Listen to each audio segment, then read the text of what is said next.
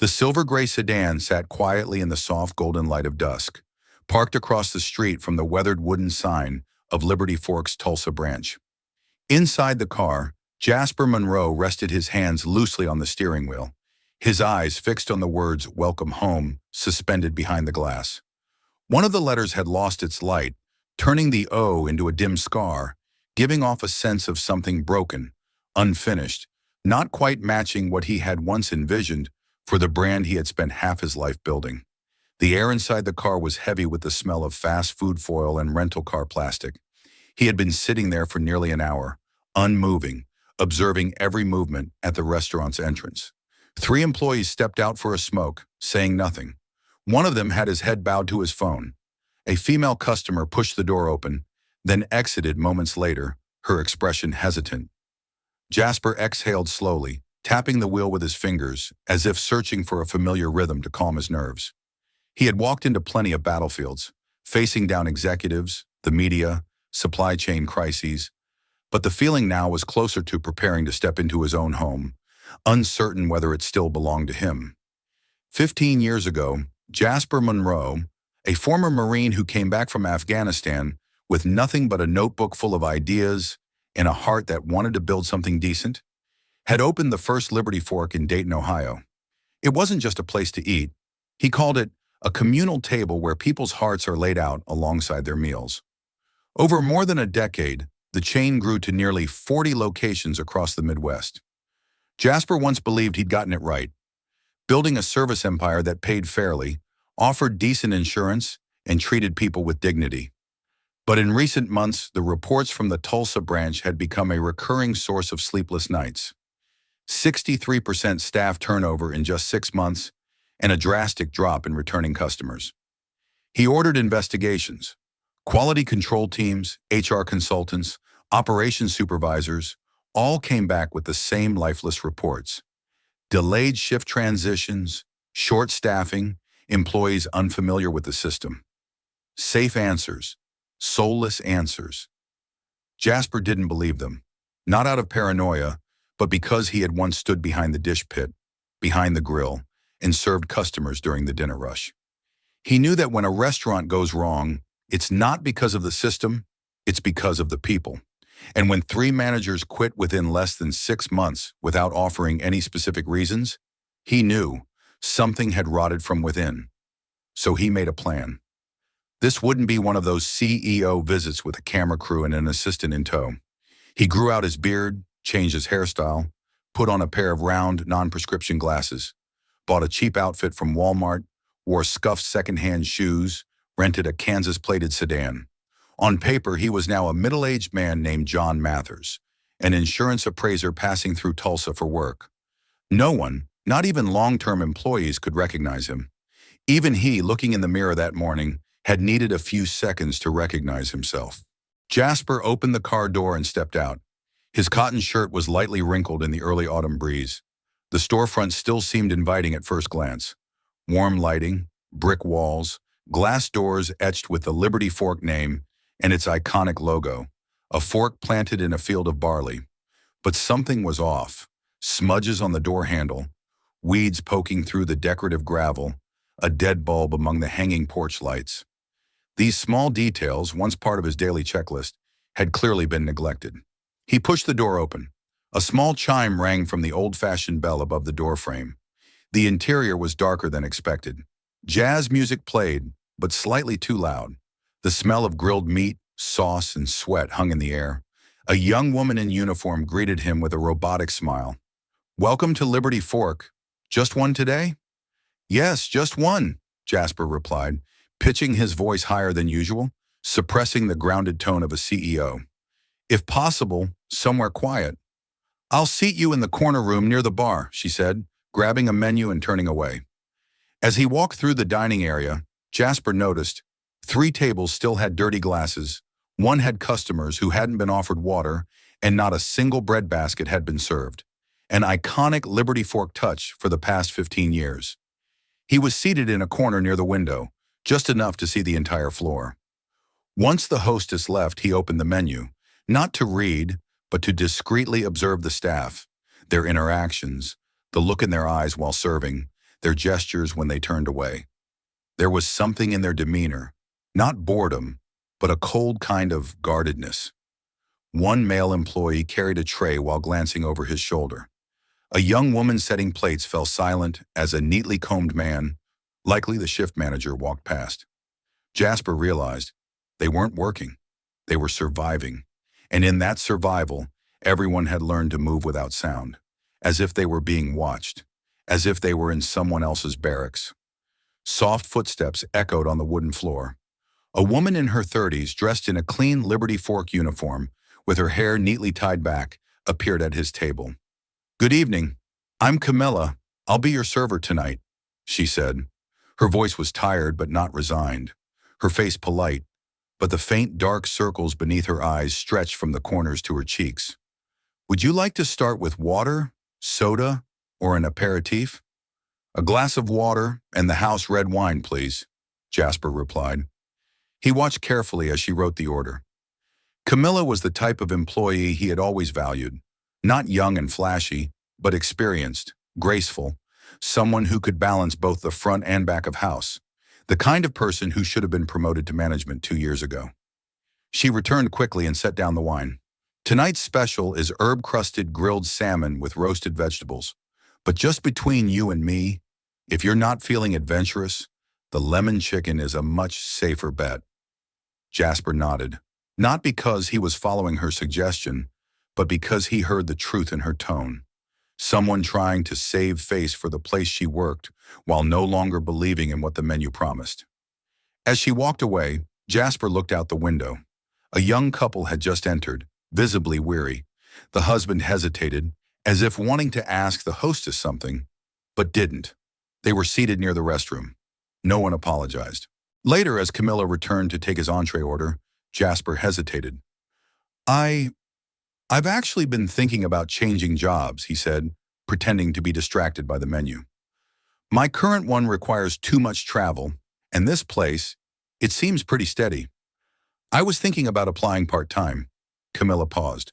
For a moment, her eyes showed concern. "Are you serious?" "Yeah, why?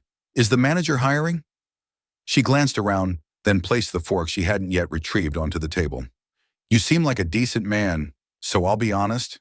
If you really want to be a server, there are better places. Don't pick this one." Jasper felt the blood in his veins reverse course. "I thought Liberty Fork was supposed to be a good place to work." Camilla smiled. But it wasn't a warm smile, it was bitter. "That's what it says on the website." Then she leaned closer and whispered, "This place is a trap." Jasper sat still, his hand resting on the glass of water. Now cold. He had always believed that if there were flaws in his system, they must be operational. Equipment issues, logistical breakdowns. He had never once considered the possibility that the failure came from worn-down hearts. Camilla walked away briskly, leaving the menu half open. He looked down at the words, "From our family to yours," and it struck him like a lie he had taught others to say for the past 15 years. It wasn't shouted. There was no dramatic inflection. It wasn't an accusation, nor was it a public warning. It was released the way Camilla had long since accepted it, a quiet truth that didn't need proof, because those who lived inside it no longer needed to argue. "This place is a trap." Jasper couldn't remember how long it took him to lift the glass of water off the table. His hand trembled slightly, not from fear, but from the realization that, in that moment, he was no longer the one in control. He was just a stranger, warned by a soul on the inside that something was dying, and none of the reports, spreadsheets, KPIs, or internal charts could measure it. He sat just like that until Camilla returned with the entree. Her face had returned to its professional composure, her tone calm, as if nothing important had ever been said. "Lemon chicken, sir. Careful, it's hot." She set the plate down, refilled the water, and said nothing else. Jasper nodded, smiled like any regular guest, but inside his mind, thoughts were spinning. He recalled a meeting from 18 months ago. Tate Morrison, the new regional director, had been hired right alongside the rollout of a cost-saving payroll system in the Midwest. At the time, Tate had been introduced as a bold new talent, highly efficient in managing staffing budgets. Jasper had felt uneasy. But under the pressure of expanding the chain quickly, he had nodded, giving someone like Tate control over 15 locations. Now the trap wasn't just in Tulsa, it might have spread through the entire system. And the one to sound the alarm wasn't an auditor or an internal consultant, but a quiet waitress with a line so subtle that any arrogant CEO might have missed it. He took a small bite and instantly knew Camilla was right. The dish was technically fine, but soulless. The chicken was overcooked, the sauce lacked fresh lemon, and the vegetables had lost their crunch. He had once demanded that every branch roast vegetables fresh in the kitchen, never pre-steamed and reheated, because he believed freshness from the kitchen was the first way for staff to feel pride in their work. But now everything had been trimmed down, recipes simplified, time squeezed. He looked at Camilla from afar. She was guiding a younger server on how to balance a tray with one hand, the other gently placed on her hip for support. Her movements were fluid but decisive. Someone experienced who once loved the craft. Jasper decided to linger a few minutes after finishing, pretending to sip his wine. When Camilla returned, he squinted playfully. "What about dessert? Anything truly worth trying?" She smiled. "If you ask me, the chocolate bourbon cake is the only thing that still follows the original recipe." Jasper nodded. "Let's have a slice then. I remember someone once said that cake alone was enough to bring customers back." Camilla nodded and walked off, unaware she had just touched a deeply personal memory. That cake, Jasper had made it for the first time with his mother in their rented kitchen in Dayton, Ohio, before the first location even existed. He had personally taught the first bakery chef how to bake it right, and had written in the internal manual, "If you serve this with genuine care, people will taste the love in every layer." Camilla returned with a small plate and set it down gently. "Is there something special about this one?" Jasper asked. She paused. "It's one of the few things that stayed the same since Liberty Fork opened. When I started at the Central Branch, the head chef told me, 'If you want to understand this place, try that cake.'" Jasper was quiet for a moment, then asked, "So why are you still here, if you know it's a trap?" Camilla looked up, eyes full of exhaustion and defiance. "Because I don't have a choice. I've got a little kid. My mom has diabetes. I used to believe that if I worked hard, I'd become a training coordinator. I used to believe. But every month there's a performance issue. One month I worked a full 160 hours, but the system logged me short by 20. When I reported it, they said it was a machine error, but never fixed it. When I asked for a printed timesheet, they said it had been sent to HQ. Some folks tried to demand fairness, got switched to the night shift. One got called in for a review, then had their hours cut." Jasper asked softly, "Has anyone ever been promoted?" Camilla gave a half laugh. "I've trained 4 people. 3 of them are managers now, and I'm still standing here." Jasper took a bite of the cake. The chocolate wasn't as rich as he remembered. The bourbon layer was weaker. Maybe the recipe had been watered down to cut costs, or maybe his conscience was making it taste more bitter. Camilla looked uneasy, realizing she had said more than she should have. "I'm sorry. I shouldn't have said all that. It's just, you seem like someone who actually cares, so I took the chance." Jasper nodded gently. "Thank you. I really do appreciate it." She bowed her head, pulled out her notepad, and quickly walked away. Once she disappeared from view, Jasper looked around. No sounds except clinking glasses and jazz music that was too loud. He took out his phone, opened the Notes app. The first thing he typed was, "This place is a trap, not just for Camilla, but for the very meaning of this company." He continued typing, "I built this to be a second home, but that home is leaking, and the one responsible for the roof is me." At exactly 9:42 p.m., Jasper Monroe walked slowly toward the parking lot, but didn't get into his car. Instead, he circled behind the restaurant, where a narrow path led to a small smoking and break area for staff. On his way, he sent a short message to Camilla, using the burner phone he had activated earlier. "If you have a 10-minute break, I'm behind the restaurant. I have a few questions if it feels safe to talk." No reply came right away. He sat down on an old chipped wooden bench, crossed his right ankle over his left knee, and clasped his cloth cap loosely in both hands. A faint breeze carried the smell of stale fryer oil and old cigarette smoke. the unmistakable scent of places hardened by time and people. Nearly 10 minutes later, the back kitchen door creaked open softly. Camilla stepped out in a faded light jacket, holding half a sandwich wrapped in brown paper. Her eyes scanned the area quickly before she fully emerged.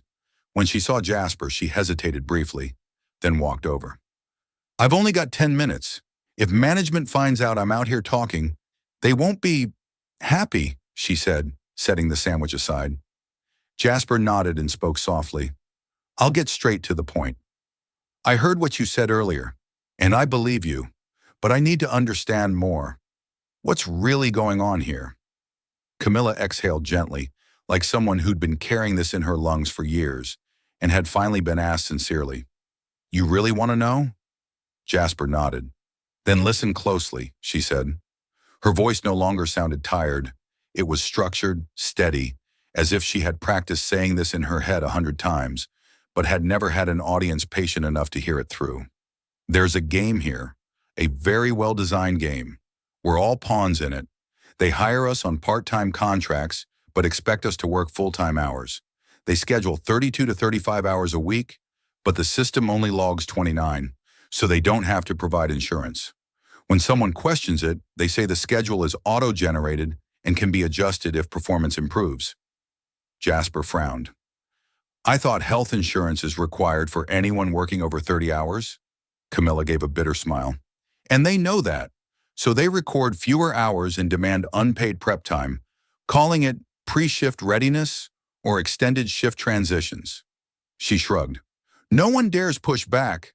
The ones who ask too many questions get assigned the worst shifts or get left off the schedule." "What about tips?" Jasper asked. Camilla raised an eyebrow. "That's what I hate most. They collect all cash tips in a locked box behind the hostess stand, saying it'll be distributed at the end of the month. But no one knows the actual total. At month's end, they release a breakdown based on performance points, and nobody knows how those points are calculated.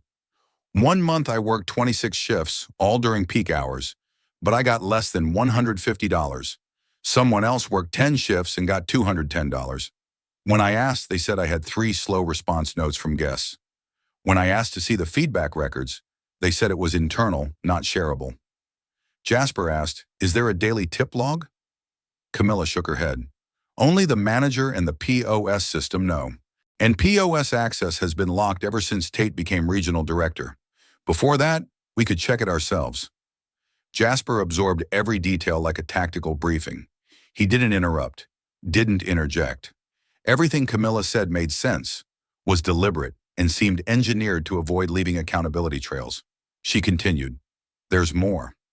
Every quarter they promise bonuses for top performers, but no one has ever seen one. There's always a reason.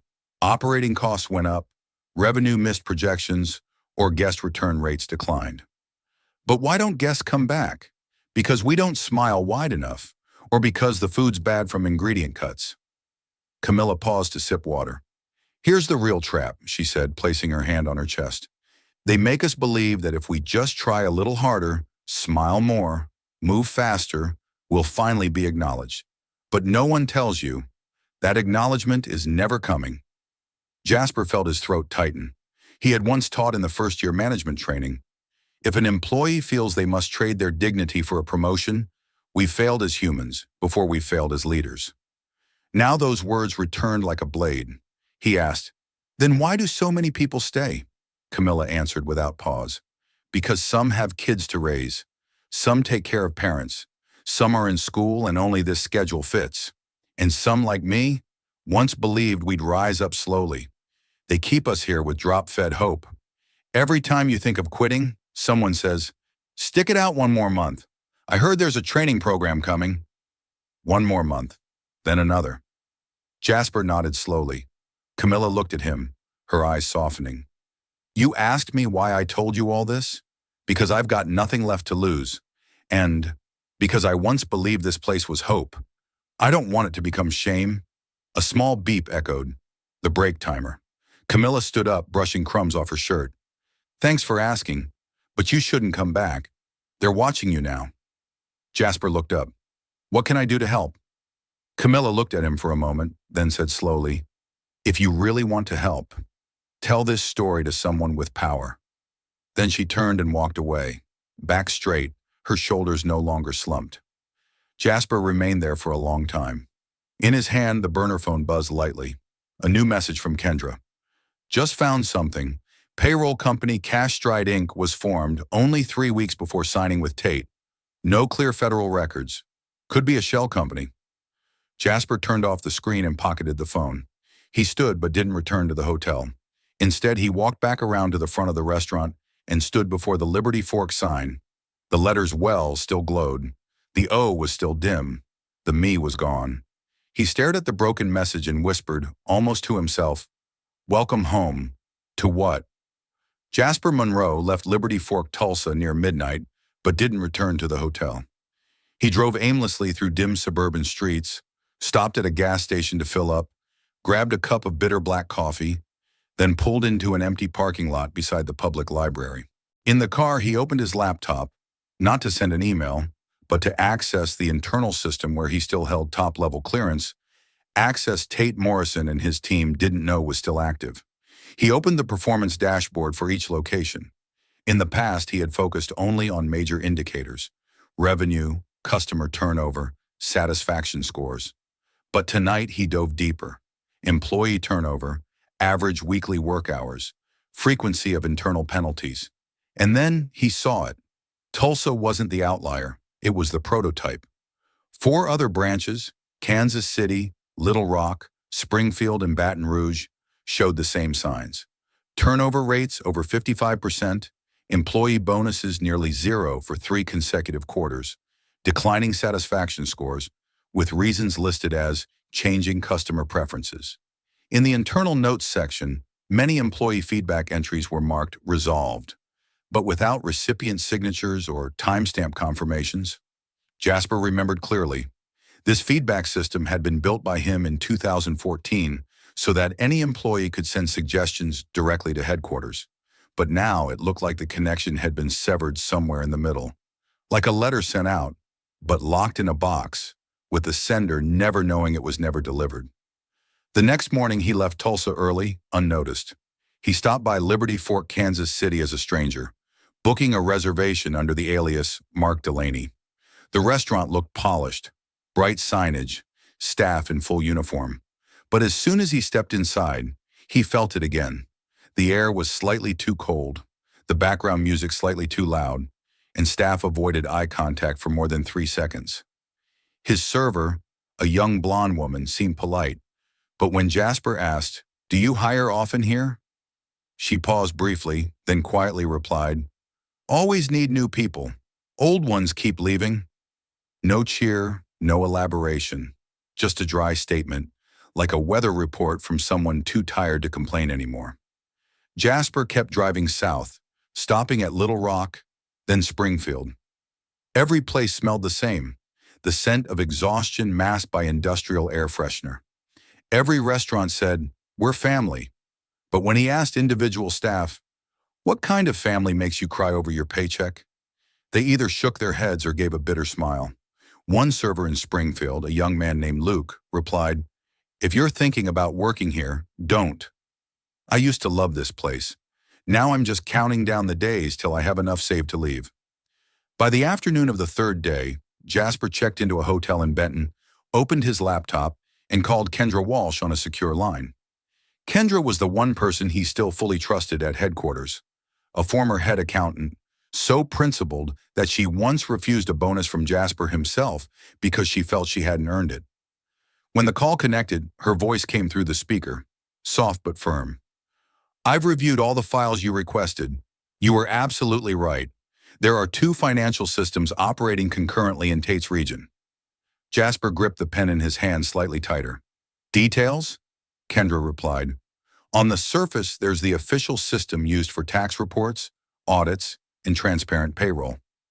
But I just discovered a second system, an internal spreadsheet that logs actual hours, bonuses, tips, and behavioral adjustments. It's encrypted using proprietary software. Only Tate and his people have access." "And Cash Stride?" Jasper asked. "A shell company," she answered. "Registered in Delaware 3 weeks before the regional contract was signed. Legal representative listed as an outsourced name. but the HQ address is just a mailbox at a shipping center. Kendra paused briefly. And there's more. In a backup of the hidden payroll system, I found entries labeled behavioral adjustments. Money deducted from tips for reasons like being 3 minutes late, receiving less than perfect guest feedback, or showing lack of team spirit. None of it is transparent. Jasper leaned back in his chair. What he felt now wasn't anger. It was a silence sharp as a razor. He wasn't just seeing fraud.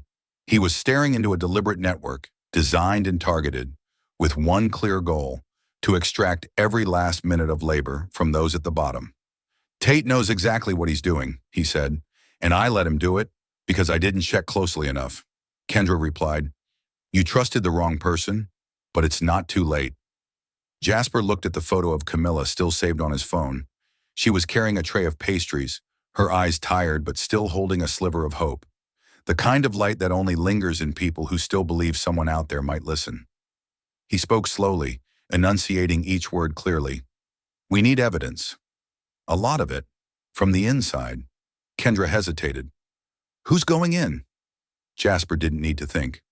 I already did. Now I need people brave enough to stay. A sweltering Friday afternoon hung over the northern suburbs of Little Rock, Arkansas. Jasper Monroe stepped out of his rental sedan, the brim of his worn baseball cap pulled low across his forehead, and his faded charcoal shirt making him look like a man who had spent the day drifting along highways. He slung a thin backpack over his shoulder and walked into Liberty Fork Branch number 17, one of the first locations to fall under Tate Morrison's control after the Midwest regional restructuring 2 years ago. From the moment he stepped in, Jasper felt the room was colder than necessary, and not just from the AC. The music was soft, the lighting followed the corporate blueprint, the tables were aligned perfectly, but not a single laugh echoed. There weren't many customers, yet there was still a wait. The staff wasn't slow, but they moved too quickly. Every movement felt timed, as if someone was tracking their steps with a stopwatch. Jasper was seated near the ordering station, not ideal for dining, but perfect for observing. Just as he sat down, a man emerged from the office corridor. White dress shirt, black tie, shoes polished to a mirror shine, his posture rigid like someone trained in military drills, but lacking the soul of someone who's seen real combat. He walked briskly, not with the rhythm of a manager, but the gait of someone reviewing troops. Tate Morrison. It was the first time Jasper had seen him outside of HR photos, and he knew instantly. This was not a builder. This was a controller, not with knowledge, but with fear. Tate didn't raise his voice. He whispered, and his whispers carried the weight of a dagger against your throat. When a male employee placed the wrong salad on a tray, Tate didn't yell. He walked over, bent down, said something Jasper couldn't hear, but the result was visible. The young man's face went pale. He removed his apron immediately, walked into the back, and never returned. Tate turned and walked back to the counter, as if that moment had never existed. Jasper ordered the fermented apple-glazed chicken, a dish from the new menu he hadn't approved.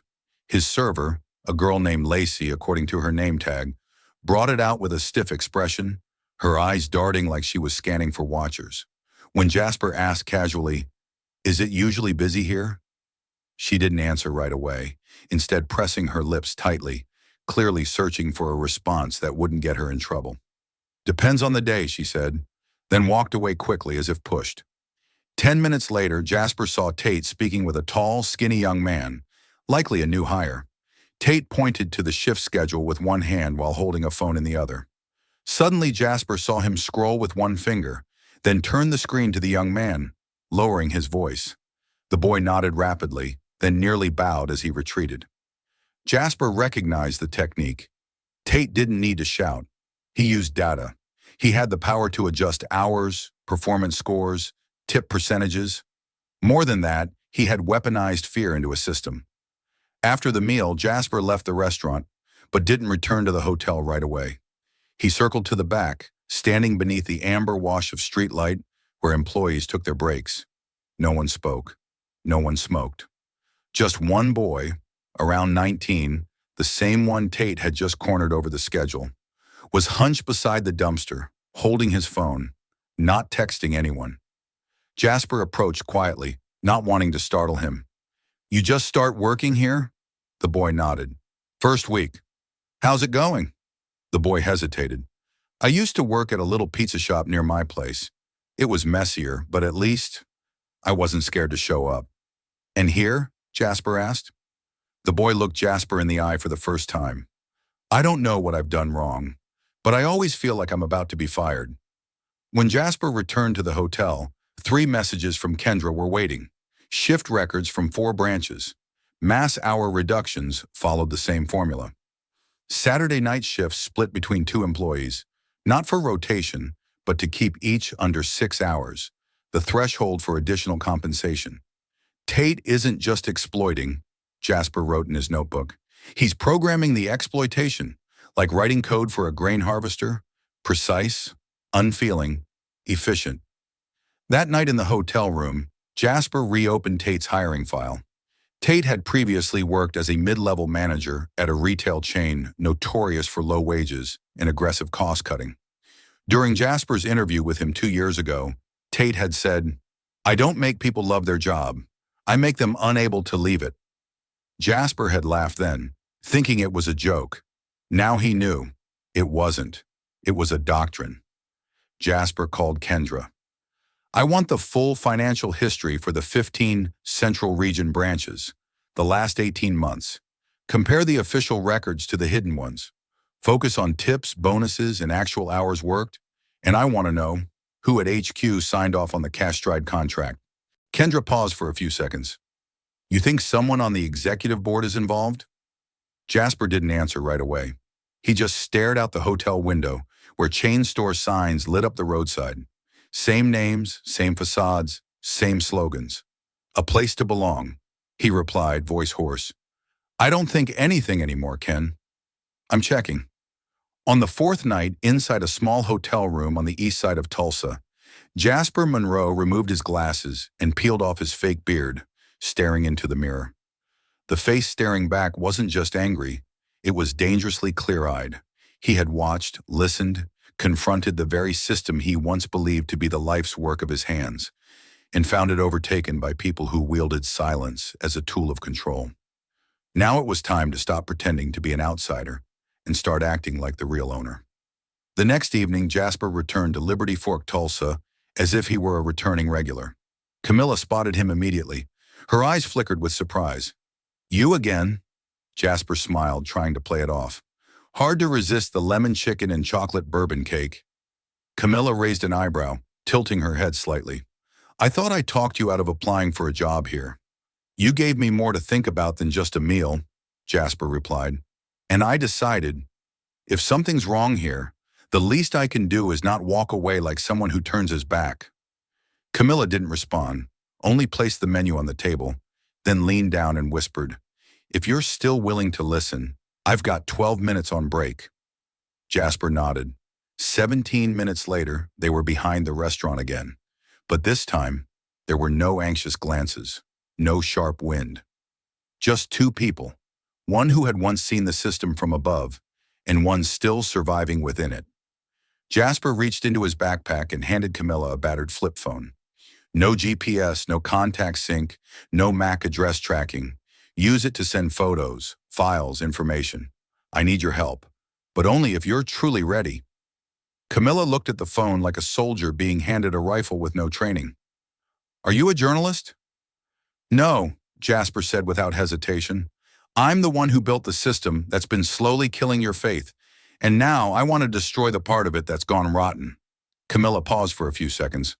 Then she nodded, not to Jasper, but to herself. In the days that followed, Liberty Fork, Tulsa became the first node in a growing silent resistance network. Camilla began recruiting the people she trusted most, not the ones who complained the loudest, but the ones who had somehow kept their dignity intact amid the cynicism. Jesse, the bartender demoted to night shift after speaking up during a random bag check. Malik, the dishwasher with cracked hands from chemicals, who had never missed a single shift. Teresa, the 61-year-old hostess, a widow who took the 5 a.m. bus to work every day. None of them were given advance notice. None were promised anything. Camilla simply looked each of them in the eye and asked one question. If you had a chance to change this, just once, would you take it? And every single one answered without hesitation. Jasper monitored from afar. Image files began flowing in. Snapshots of edited schedules, handwritten bonus adjustments, tips rerouted through managers, POS system discrepancies. Everything was coded and labeled with table numbers, never identifying who took what. They sent files through the flip phone, then deleted all contents, even removing the battery after each use to avoid tracking. In his notebook, Jasper labeled them the fork cells, each a small prong, quiet and unassuming, but when combined, capable of shredding what once seemed untouchable. Meanwhile, Kendra back at headquarters continued combing through the financial systems. With help from a trusted IT tech, she traced cash flow into CashStride and uncovered money moving through 3 additional shell corporations, all registered under the same Delaware law firm. Each month, over $400,000 was siphoned out under the term regional operational surcharges, a phrase that didn't exist in the original accounting framework. Over 18 months, nearly $8 million had been extracted from the system, unnoticed or willfully ignored by the board of directors. As the evidence mounted, Jasper began expanding. He reached out to 3 former managers who had resigned without explanation, each recorded as personal voluntary leave. One of them, Olivia, had been the branch director in Topeka, Kansas. After a 27-minute phone call, she agreed to come back, not to manage, but to provide original payroll records and authentic staff performance files she had backed up before being forced out. Camilla, by now, was no longer just a contact. She was the leader of a quiet uprising. She didn't change her uniform. She didn't act differently. But every day she taught the younger staff how to read receipts, how to distinguish between actual shift logs and edited handovers. She told them, "You don't need to shout to make change. Just look straight and don't step back." Tate Morrison still had no idea what was brewing. He continued as usual, posting random schedules, performing unannounced bag checks, hosting mid-shift staff meetings in that chilling whisper of his. But in the shadows, a network was growing. Not with megaphones, not with protest signs, just people telling one honest truth to the right person. On the final night of the week, Jasper returned to Tulsa, sitting at his old table, the very spot where he had first heard the sentence that changed everything. Camilla approached, placed a glass of water down, and whispered like a greeting. 3 more branches reached out. A bartender in Missouri, a head chef in Kansas, and someone from the past just asked to come back. Jasper looked at her. "What do they have?" Camilla's lips curved slightly. "They have a reason not to stay silent anymore." A week had passed since the first burner phone was handed to Camilla Reyes. In a world where CEOs like to speak from stages and issue commands from behind glass-walled boardrooms, that act might have seemed out of place. But to Jasper Monroe, it was the first real act of leadership he'd taken in years. He didn't call it a revolution, didn't even call it a plan. In his notebook, he simply wrote 2 words: reclaim trust, not from customers, but from the people who had been forced into silence for far too long. Somehow, Jasper didn't even know exactly how. In just 7 days, that one phone had given birth to 12 more. Unlabeled, unlisted, unadorned, they passed from hand to hand, quietly collecting photos of schedules, pay stubs, POS screen captures, tip receipts, and audio recordings from staff meetings where managers spoke of behavioral adjustments. A bartender in Kansas City named Drew sent a 47-second voice recording of a manager saying, "If anyone keeps asking about this quarter's bonus, I'll adjust your schedules to remind you who's in charge." A chef in Wichita named Rosa sent a photo of a $50 tip she never received a dime of. A new employee in Springfield forwarded a message from her manager: "Keep your mouth shut if you want more than 20 hours a week." All of it flowed into an encrypted data vault maintained by Kendra Walsh and an IT technician named Victor, a man Jasper had once saved from a mass layoff in 2018. Together, they categorized and archived every file. They called it the Liberty Log. Inside the system, there were no real names. Every file was coded by branch number, role, and trust index. Each night at 11 p.m. sharp, Kendra called Jasper with an update. "We got 73 new files today. Total so far, 417 images, 8 videos, 19 audio clips. One anonymous report from branch number 22 says Tate ordered managers to delete original shift logs. Jasper didn't just watch. He began quietly using his highest-level system privileges, something he had long avoided, not wanting to seem like he was micromanaging, to freeze suspicious fund transfer requests from Tate. Every time the system flagged a regional operating adjustment, Jasper triggered an automatic audit inspection disguised as a data sync error. Victor would camouflage the delay, making it look like a routine glitch that forced accounting to wait 48 to 72 hours before releasing funds. And those 48 hours were hours Tate could no longer control. And he began to feel it. At Liberty Fork Branch, number 21, Tate Morrison entered on a Tuesday afternoon. His face wasn't ice cold anymore. It looked like a chunk of burning coal wrapped in steel. He moved through the restaurant like a phantom, barely speaking, but his eyes scanned every worker like he was hunting for a leak. He ordered random bag checks on 7 staff members. No one flinched. They handed over their bags, and inside was nothing but snacks, eye drops, and old receipts. Every piece of evidence had already been encrypted, stored, and passed along to someone no longer inside the building. In Kansas City, Drew, the young bartender, quit and took a job at a small neighborhood bar on the west side of town. Before he left, he submitted a handwritten resignation letter exactly 1 page long. "I refuse to work in a place where laughter is considered misconduct." In the envelope, he included 2 photos of falsified tips and a screenshot of a chat where a branch manager asked the internal finance officer to cut 30% of tip payouts to balance margins. That chat made its way to Victor, and from Victor to Sophia Chin, head of internal audit. Sophia, known for her quiet demeanor, had once been dismissed by higher-ups for filing non-essential reports. Now she became the third arm of the campaign. She didn't name the movement. She simply called it "doing my job." Each night after her daughter went to sleep, Sophia sat in her modest living room, opened her laptop, and combed through the data. She discovered a strange pattern. Adjusted work hours spiked in the 3rd week of each month, then dropped sharply in the 4th. "Tate's gaming the contracts," she said over the phone with Jasper. "He pushes workers past 30 hours, then slashes their final week so their monthly average comes in at 29.9. Just enough to dodge mandatory health benefits." Jasper wrote a single line in his notebook. "The strong don't need to cheat to win. The weak turn cheating into a system." Back in Tulsa, Camilla kept the quiet resistance alive. She didn't stand on tables shouting slogans. She just played her role, arriving early, staying late, guiding new hires on how to read their payslips, and explaining what adjustments really meant.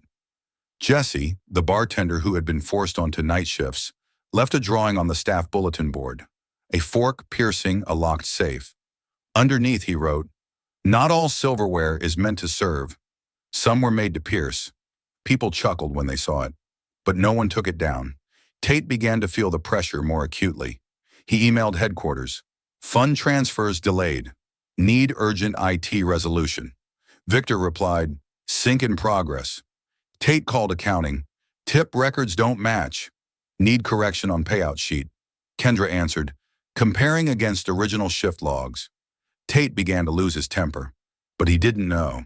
Every email, every call was being logged. And those fighting him weren't marching, weren't shouting, weren't torching signs. They were just standing still and refusing to back down. Jasper knew this network wasn't a weapon, it was fire. And fire doesn't need to rage to burn. It only needs enough hands to hold it and not let it go out. Tuesday afternoon, 3:47 p.m., the late-day sunlight streamed through the windows of Liberty Fork, Tulsa. Camilla Reyes was taking an order when something, cold and sharp, brushed down her spine. She didn't know why at first, not until she glanced back toward the bar and saw Tate Morrison, regional director, leaning silently against the wall with his arms crossed. He said nothing. No smile, no clipboard. He just stood there, watching each step the staff took like he was reading their thoughts. The last time Tate had visited in person was 6 months ago, and back then he'd come with the financial compliance team, ready to pin blame. This time he came alone. No announcement, no warning. And his presence was different, quieter, colder, like a man who had run out of patience. Camilla walked toward the kitchen, pretending to check the sauce tray. From the convex mirror by the hallway, she saw Tate whispering to shift manager Brian. Their voices were low, but Brian's glance soon locked onto her, and he gave a slight, involuntary nod. In that instant, she knew. She wasn't being suspected. She was being surveilled. Not suspicion. Surveillance. That night after her shift ended, Camilla entered the break room to grab her bag. On the table sat a printed notice, no signature, stating all locker and break room areas are now under camera surveillance for security purposes. At the bottom, in smaller font, please refrain from using personal phones in these areas in accordance with company policy. This wasn't a hint, it was a threat. She went home, closed every curtain, turned off her main phone, and opened the burner Jasper had given her. 3 unread messages. The first was from Jasper. Are you safe? There's intel Tate is making irregular moves. The second from Kendra. Tate just filed a rush request to upgrade internal security across the central region. He's preparing to revoke frontline access. The third from a staffer at branch number 14. I think a camera caught me taking a photo of the shift schedule. Anyone else get flagged? Camilla typed fast. I think I'm being watched. Tate showed up in Tulsa today. Not 30 seconds after hitting send, the burner rang. Jasper calling. She answered in silence. His voice was low, steady. No one is safe anymore. He's tightening the perimeter. We have to move faster. What do we have? She asked, blunt. Over 800 financial records, 13 recordings of staff intimidation, 32 manipulated payroll sheets, and 5 former managers ready to testify. But we need a final blow. What kind of blow? A visible truth, an act they can't deny. The next day, Camilla came in like normal. No burner, just a tiny USB drive tucked into her hair tie.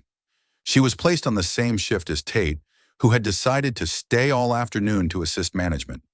He didn't speak to her, but every time she turned, he was there, at the end of the hallway, at the beverage station, near the kitchen pass, not speaking, just existing, like a weight across the floor.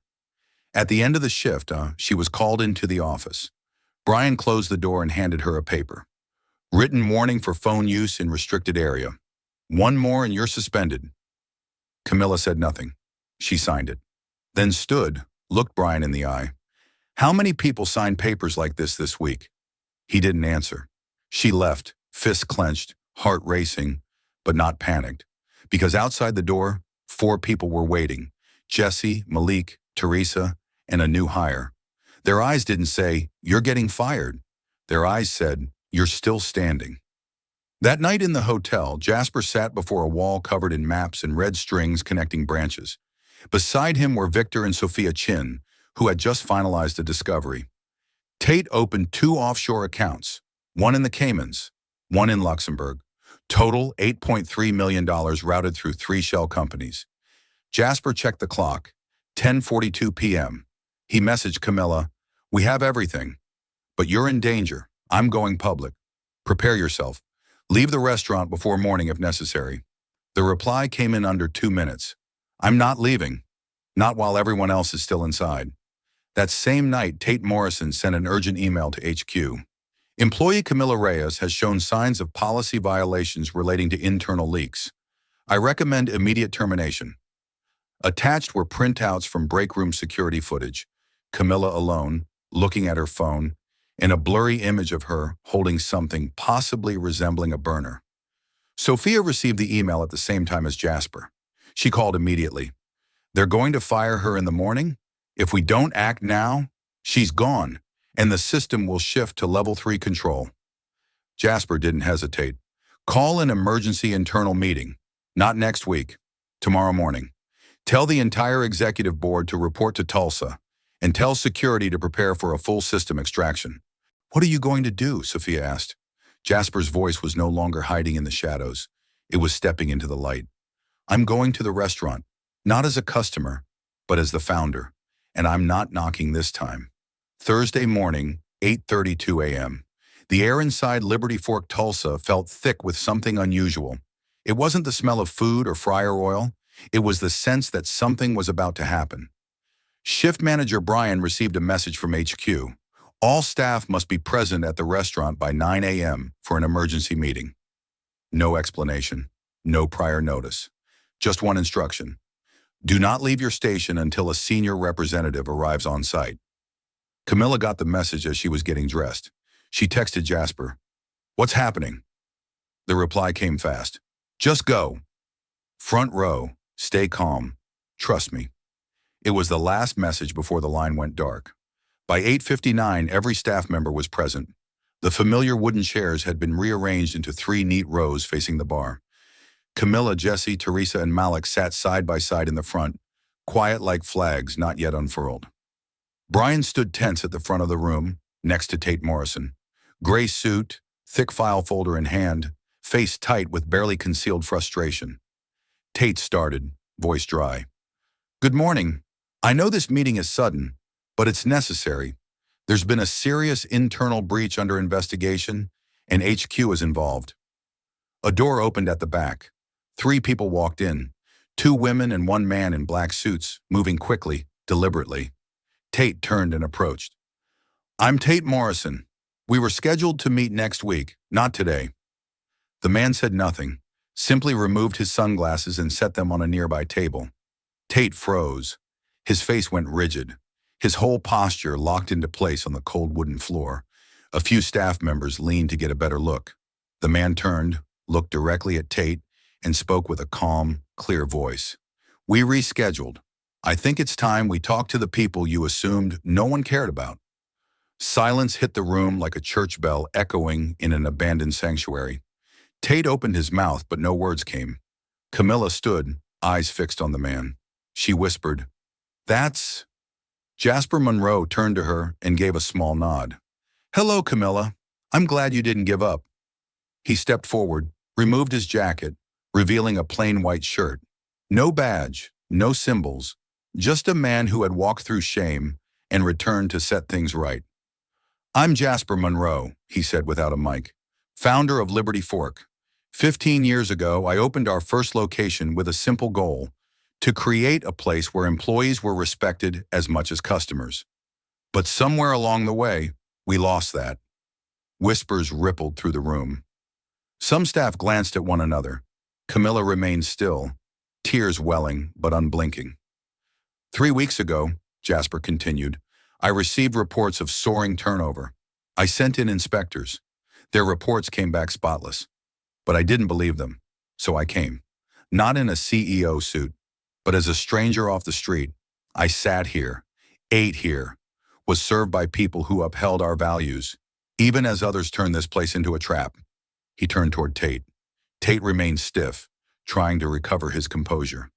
"This is a breach of operational protocol. A CEO can't infiltrate a branch unannounced." Jasper turned back to the room. "I think the people here deserve the truth. And the truth is," he signaled. The 2 women opened laptops and connected to the wall monitor. Data filled the screen. Payroll charts, offshore wire diagrams, photos of employees secretly surveilled, schedules sliced apart, fake bonuses.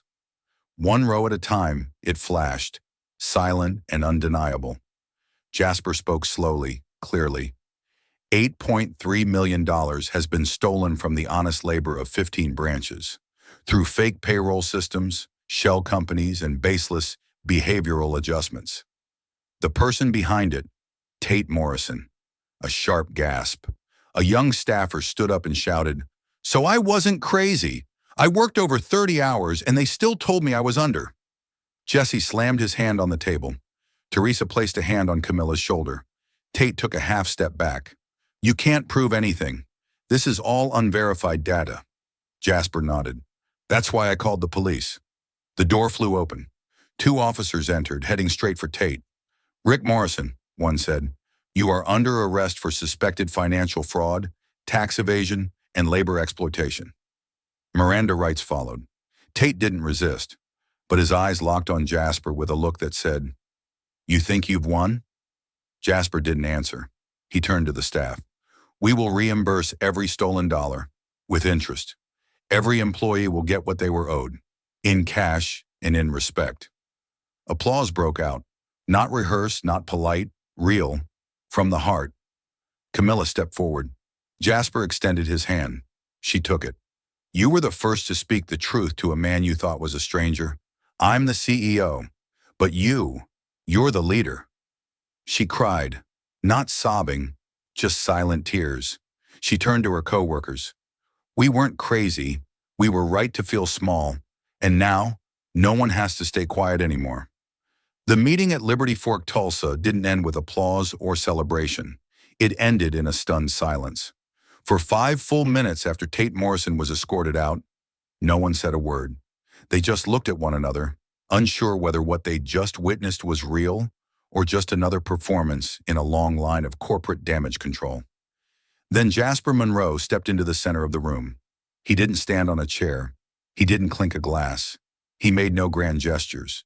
He simply said slowly, "I'm not here to bestow favors. I'm here to apologize. Not because I personally caused this, but because I failed to see it. A system, left unchecked, creates voids. And into those voids, evil slips in, wearing suits and holding spreadsheets." No one interrupted. No cynical eye rolls. No scripted questions. Because Jasper wasn't reading off notes. He wasn't staring at a teleprompter. He was speaking to each of them as if he could see every tired night they'd gone home to, broke to pay the power bill, every moment they'd had to choose between medication and groceries for their kids. And then he reached into his leather briefcase and pulled out a stack of papers. Every employee who had tips withheld, hours miscounted, or benefits denied will be repaid in full with 6% interest. The total sum, $8.3 million, drawn from my personal investment fund, plus reallocation from the surplus of our top-performing branches over the past 3 quarters. There was a soft gasp in the room. Camilla froze, her hand covering her mouth. Jasper looked at her and continued, "But money doesn't fix everything. So I'm announcing the following reforms, effective next month." He held up a formal document. 1. All employees working 20 hours or more per week will now receive full health and dental coverage. No more 30-hour loopholes, no more games. 2. All tips will be processed through a transparent system. Each employee will have direct access to their own weekly allocation reports. 3. Bonuses are no longer promises, they're contractual. If performance metrics are met, payments will be automatically issued. No manager approvals required. 4. A staff council will be formed, one representative from each branch, with the power to challenge any HQ decision affecting worker livelihood.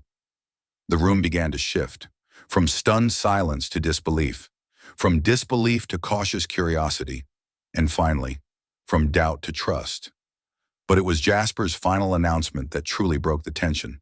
He turned to Camilla and said, his voice steady and deliberate, "The person who opened my eyes to the truth was not a legal advisor, not an auditor, not a board member. It was a server, someone who dared to tell a stranger that her workplace had become a trap." Camilla bowed her head, not crying, but her eyes red and full. "Starting today," Jasper continued, "Camilla Reyes will serve as our new regional director of employee advocacy. She will have direct access to the CEO, no filters. All frontline concerns will go through her, and from her, to me." The room froze for a beat. Then Jesse stood and clapped. Teresa joined, and then everyone else. Camilla stood still in uniform, a faint ink stain on her sleeve. No makeup, but her eyes burned with the clarity of someone who was no longer afraid. She looked at Jasper. "I don't know how to do this," she admitted quietly. "I've never led anyone before." Jasper didn't hesitate. "That's exactly why you're the right one. Real leaders don't need to speak the loudest. They just need the courage to listen long."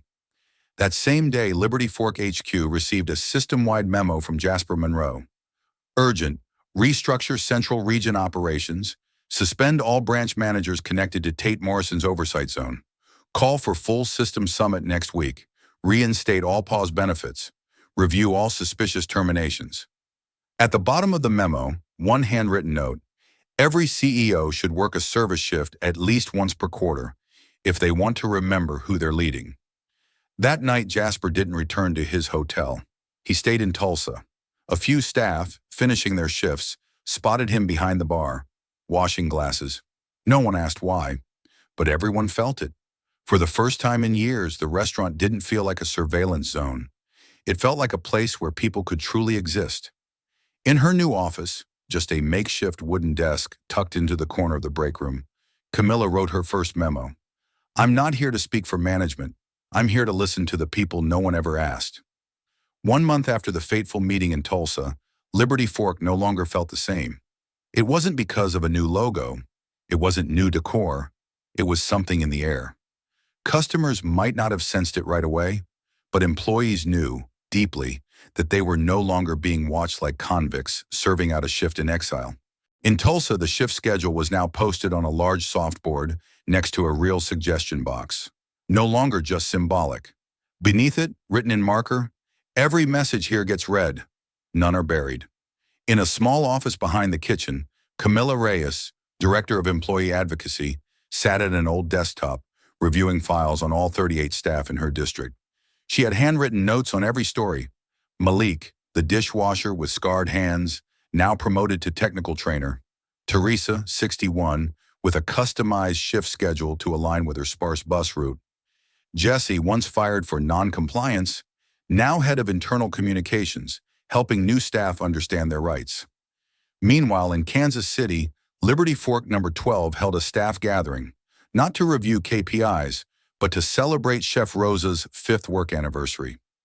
For the first time since expansion, a branch had independently proposed a no-takeout day to give staff a chance to connect with dine-in guests, not just survive the rush. In Little Rock, a new sign hung behind the bar. "Every hour you work is an hour that counts." Below it, a photo of Olivia, the former manager ousted by Tate Morrison without cause, now reinstated not due to favors, but because the 2,617 files she saved while under investigation helped expose an entire system. Olivia now led the redesigned training program, not teaching how to satisfy guests with technique, but how to manage with empathy, say thank you, and pause when an employee says, "I'm overwhelmed." No cameras were smashed, no viral outbursts, just quiet, lasting changes. Like a barista not getting scolded for taking 10 extra seconds to help a coworker mop the floor. Like a new hire who, after getting yelled at by a customer, didn't cry in the break room, but instead received a note from Jesse. "It's not your fault they brought their storm in here." That note was later photocopied and posted in 8 other branches. At headquarters, a new meeting room had no formal name, just a brass plate etched with "Fork Room." Each week, staff representatives from every region sent in feedback, suggestions, even warnings. Every message was read aloud in the Monday meeting, led by Jasper Monroe himself. No PowerPoint, just printed letters, read by hand. One came from a staffer named Miguel. "My daughter asked why I come home earlier now. I told her it's because my job doesn't need me to disappear to survive anymore." The room fell silent after that, and then everyone stood, not to applaud, but to recommit. Camilla, in her new role, moved constantly. 3 branches a week, no announcements, no badge, just a button-down shirt, flat shoes, and a notebook. She sat next to dishwashers and asked, "If you could change one small thing, what would it be?" She wrote it down, made no promises, but always followed up. At each site, another person would quietly join the Quiet Fork, an informal network flagging early warning signs of labor abuse. They didn't call themselves whistleblowers. They called each other firekeepers. Customers began to notice. One asked, "Your staff seemed to smile more today." "Something new?" A manager answered, genuinely smiling. "Maybe it's because they don't have to brace themselves anymore." A woman in Wichita blogged after her visit. "For the first time in years, I saw a server wipe down my table and walk away without being snapped at. The air felt lighter. I left feeling lighter too." Back at HQ, Sophia Chin, once overlooked and ignored, was now Vice President of Ethics and Transparency. In her office hung a lit LED sign reading, "We do not delete truth. We audit it." She and Kendra continued auditing every contract, clause by clause, flagging even the smallest loophole that could be weaponized. As for Jasper, he didn't return to the CEO's corner office. For 3 straight months after Tulsa, he worked 1 shift per week at a different location. sometimes bussing tables, sometimes dishwashing, sometimes waiting tables. Employees still recognized him, but no one called him CEO. They called him Uncle Jasper. He listened more than he spoke, and each night he wrote in his brown leather notebook, "Leadership isn't standing in front, it's standing beside." One Friday night, after a late shift at Liberty Fork, Dallas that ran past 11 p.m., Jasper sat at the back table with the crew, eating cold burgers and salty fries. No one talked about the scandal. They talked about their kids learning new words, their moms being discharged from the hospital, their grandpas walking again. A young server looked at him and asked, "Why are you still here after everything almost collapsed?" Jasper smiled. "Because what collapsed wasn't the system, it was trust. And if someone like you is still asking that question, then it's worth rebuilding." 6 months after Tate Morrison's arrest, Liberty Fork's headquarters in Kansas City opened its doors for something unprecedented: the Fork Assembly, the first system-wide gathering proposed, organized, and programmed entirely by employees. No grand stage, no spotlight, just 48 round tables, each representing a branch, a story, a forgotten memory now reclaimed. At the center of the room stood a long wooden board, unlaminated, unprinted, hand-carved with the words, "Your shift is not invisible." Each attendee was asked to write one moment they thought no one ever noticed. The first line came from Teresa. "When I wiped tables with aching arms, I kept going because I thought no one else could." The second was from Drew, a bartender in Kansas. "I got yelled at by a customer for forgetting ice, while my mom was in the ER." The last, from a new employee, signed simply, "Camilla saved my job before I ever met her." In the middle of it all sat Camilla Reyes. No uniform, a white button-down shirt, hair tied back, a detailed plan in hand. Fork Foundation, a new nonprofit born to protect and support service workers nationwide, beginning with those who once suffered under the old system. The plan included emergency assistance funds, trade school scholarships for frontline workers, and a secure anonymous feedback network overseen not by executives, but by former waitstaff themselves. Jasper Monroe stood quietly at the back table, watching her. No speech, no spotlight, just a guest, just like how he'd once appeared in Tulsa, silent, observant, accountable. One employee captured a moment of him helping the AV crew run extension cords. Another caught him washing glasses after the event. Those clips later went viral, not as PR, but as proof of what he once wrote in his notebook. The CEO isn't the tallest person in the room, just the one who dares to kneel first. That same night, Liberty Fork, Tulsa held its first ever internal celebration. Not for a birthday, not for a quarterly close, but to celebrate the fact we still get to work together. In the kitchen, Malik stood beside Jesse. Malik was now the head of sanitation training. Jesse, the lead facilitator for staff morale workshops. Together, they rehung the old sign that had once been removed when Tate took over.